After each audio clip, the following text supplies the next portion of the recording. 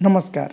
आज आम ए भिडियो जानिबा जे गैस्ट्रिक दोष को आपण घरे ही किपरि प्रतिकार करें।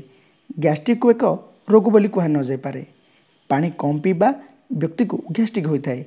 खाद्य ग्रहण पर कम पानी पीबा अन्य समय शोष होते आवश्यक अनुसार पानी न पीबा जो गैस्ट्रिक होता है। सुखिला लंका खटा आचार खाइले गैस हुए। झाड़ा परिष्कार हुए ना। झाड़ा सफा नहेले अधा खंडे लुण लगाई चोबई खाई दिंतु तापर पानी पिंतु किसी समय पर झाड़ा सफा हो। पानमधुरी जुआली कला लुण बा बीट लुण को एकत्र चूर्ण करी खाई सारिबा परे थरे किंबा दुई थर अध चामच करी खाइले झाड़ा परिष्कार होता है। भोक बढ़िबा सहित गैस मध्य रहिबो नाही। लघु भोजन अर्थात अल्प अल्प करी दिन को 5 थर खाइले गैस दोष रहिबो नाही। खाद्य ग्रहण करिबार अध घंटाए परे पानी पिउथिले गैस दोष मध्य बाहरिबो नाही। यथा विधि विधान रे रही प्रचुर पानी पियंतु एवं नियमित व्यायाम करंतु। गैस्ट्रिक दोष आपणकर आउ रहिबो नाही।